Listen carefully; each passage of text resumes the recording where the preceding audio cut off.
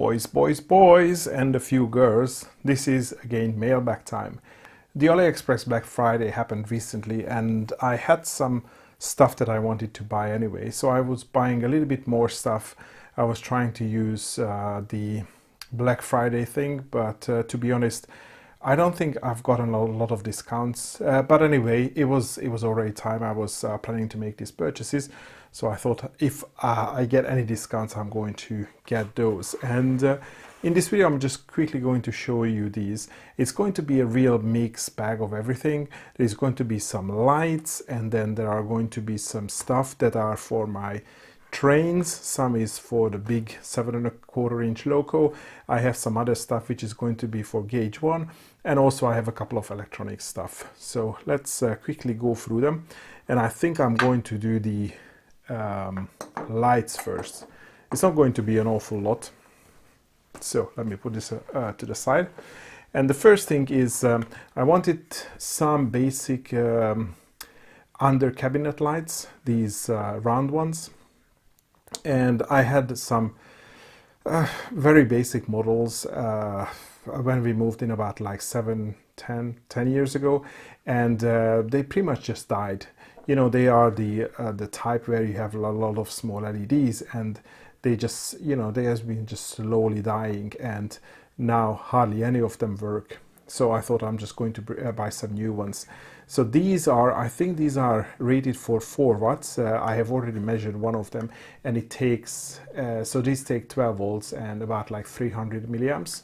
And they are really bright. So if I turn this one on, you can see it's plenty of light, especially I'm going to have 3 of these in a smaller space. So I'm thinking that maybe I'm going to buy one of these meanwhile power supplies that has a small pot, so maybe I can turn the voltage down to like 11 or 12 volts, sorry, 11 or 10 volts, mostly because it gets, I'm not saying it gets hot, but it gets a little bit warm. So for that reason, I think I'm just going to run them a little bit cooler. I think they are a little bit in an overdrive. I mean, like, I don't know, they are really, really bright, so I think they could use a little bit less brightness. And that's the package. So 4000 kelvins, and it says 5 watts for one, and it's surface mount. And definitely the cover is aluminium. And I'm just going to show you another one. You get some screws with it and 3M tape if you want to mount it that way. And this top comes off. So it's a very fine thread, and then you can remove this diffuser plate, and then you have the LEDs. So it's basically just a series of series and parallel LEDs with a couple of resistors. Maybe I could resolder these resistors and pick a bigger one, so drive them a little bit cooler. But yeah, this is it.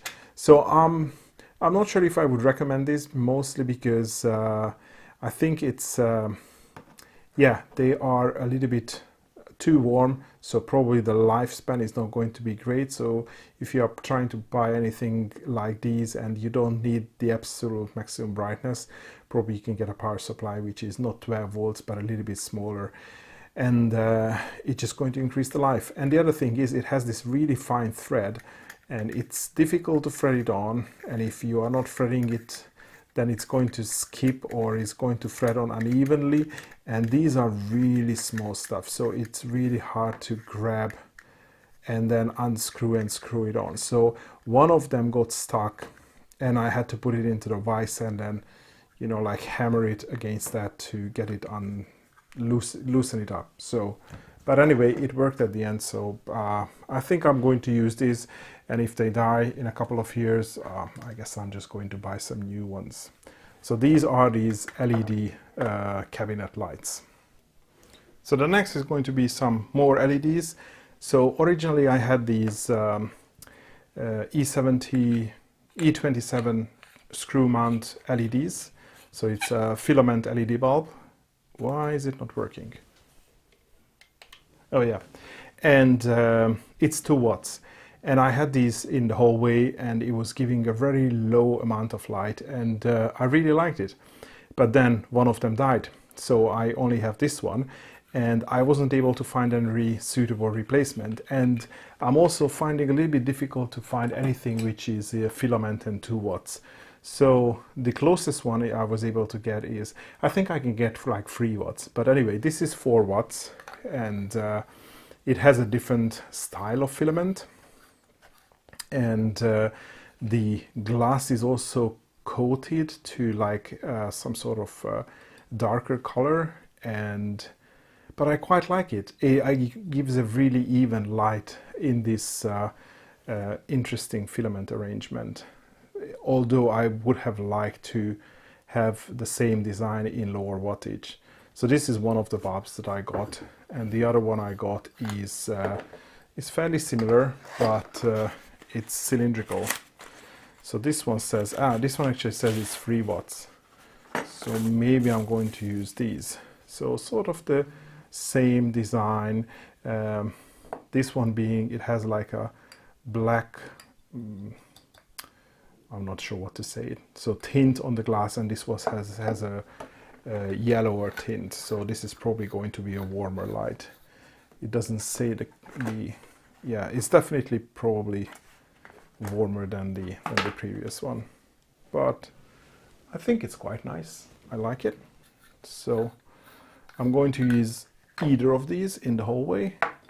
So far I was using this because this arrives quicker, and I might just replace it with the other one to get lower brightness. Okay, next one, let's do these two. So for the 7¼ inch gauge loco, my plan is to have a controller, or have some sort of have a way to transfer some values from the loco to the controller or to the driving trolley. So things like what's the amps on the 2 motors, maybe what's the temperature of the motors, and probably these two, maybe the temperature of the controller. So I thought I'm going to buy these really small meters, and I was hoping, I haven't tested this, so I have no idea if this is going to work. Sorry, my laptop has gone to power saving. So I'm not really sure if it's going to work, but I was hoping that I could replace the back. So instead of 0 to 5 volts, if I want something different, I can change it to like temperature, and I can use the ESP to drive the needle to the correct value. So I haven't disassembled this, so I'm not sure if this is something that I can take apart. So I purchased this one. This is really small and I like it. So it's a nice, this is 0 to 5 volts. And the other one is an amp meter. And I think, actually I ordered a different design, but they must have mixed something up in the order. So this is exactly the same design, but this is 0 to 30 amps. And of course it needs to be used with a shunt, and they don't provide a shunt. So if you want it, then you have to, if you want to use it as an ammeter, then you have to purchase a different shunt. So I think I'm just going to play around with these, but I'm planning to use this in the driving trolley as you know, some manual readouts, because the screens that I was using in the past, they are basically unreadable when the sun is out. So next, let me show you the computer stuff. And before we go to the no, actually let's do the computer stuff. So the easier thing is this one. This is a USB 2 hub, quite an ugly one, but I have a couple of mostly USB 1 devices, like some USB lights and the macro keyboard that I need to drive, and of course I don't need USB 3 for that. So even though it has the blue color, which I think it's a color coding for USB 3, this is actually USB 2. It's cheap, and yeah, it's good. But the main thing is this Beasus 11-in-1 port extender. And the reason I bought this, because I recently changed companies, and my old company provided a docking station, or a USB-C docking station, a Dell model, which was great, and I was using it and I got used to it pretty much. And then with the new company, they are not providing a docking station. So I wanted to solve this problem, but a proper Dell docking station which is able to charge the laptop is around like 340, 350 euros or something like that. And I thought that I'm just going to give Beasus a try. I know that Beasus is really good in charging in computer accessories and laptop power banks and that sort of stuff and chargers. So I thought they probably can get that one right. And as you can see, it has well, this is the USB-C lead which goes into the laptop, and then there is a USB-C PD connection here. There are 3 USB 3s, there is a headphone jack, 2 HDMI which can drive like full HD 60 card reader network, and there is also like a analog VGA. And I had no-name Chinese port extenders before, which wasn't charging. And back in the day, I was using an old VGA monitor, and that was really, really noisy. So I'm hoping that this one is going to be better, but now I'm just going to use HDMI. So I'm thinking that hopefully, because it is digital, it's it's less prone to noise if the components are not perfect inside. But again, my other model was just a no-name brand, and this is Beasus, so I think it should be better. I also like the fact that it has a headphone output, because I'm assuming that it has a built-in sound card, because I have powered speakers and I would like to run them from here instead of the laptop. The only thing you are not getting with this, you are not getting a charger. So to be honest, I'm assuming that I need to provide power here, which gets fed through here to power the laptop. And my newest laptop has a USB-C charger, so I think I can just use this one, but we'll see how that works. So now I can talk about the small gauge 1 train stuff. So first of all, I'm going to build something for myself, and I wanted some small precision hammers that I can use. Ooh, really nice.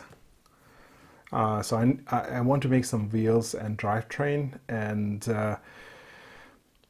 sometimes you have to press fit stuff, and I think I need something smaller than my regular hammer for that. So I just picked this based on the listing. It looks good. I haven't used it yet, so I don't know how good they are going to work. And I think the listing had 2 because I have 2 of them. I really only need 1. And the other thing I want to show you here is this big organizer, because I want to make some powered bogies and wheels. So for these I was purchasing a few different things. So based on a power bogie design, I was recommended to get these 12-volt motors. Apparently there is this version which runs on a lower RPM, which is going to be good. So on this motor, this small pinion gear is going to go onto, and then that's going to drive this bigger gear. No, it's going to drive this one as a first reduction, and then that's going to drive this one, which is going to be on the axle. And I have 3D printed models and everything for that. So I'm going to try that out, but I don't have any wheels yet. So this is something that I need to get manufactured. And I was also able to find these. So this is 3mm shaft, 60mm length. So this is going to be the axle. I mean, you can just buy these for pennies. And for the first reduction gear, which is this one, I was able to find this 2.5mm shaft. So this looks good. And I also have a various small bearings, and I just love these miniature bearings. So I'm going to leave the listings on the in the video description. So this has a 3mm shaft, and I think the diameter is 6 mil. And I also have these, and these are flanged bearings.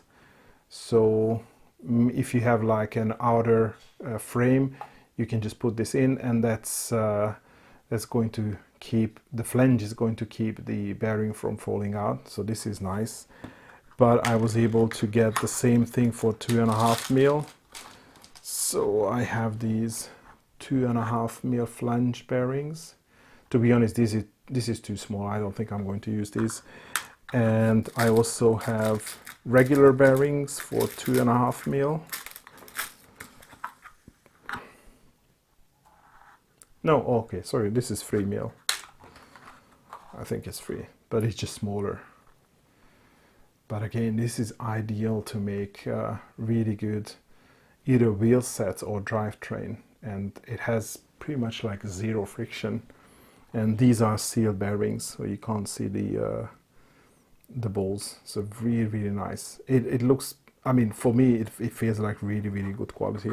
So I'm really happy that I was able to get these, because for the wheels I'm going to get my friend to CNC cut some or CNC mill some wheels for me, but at least I don't need to ask him to do the shafts. And I think like simple shafts is easy to get, and I will probably need some templates in order to get the correct gauge, because normally you would have a shaft which has like a step here, so you know how far to push the wheels in. But anyway, I also have some other motors.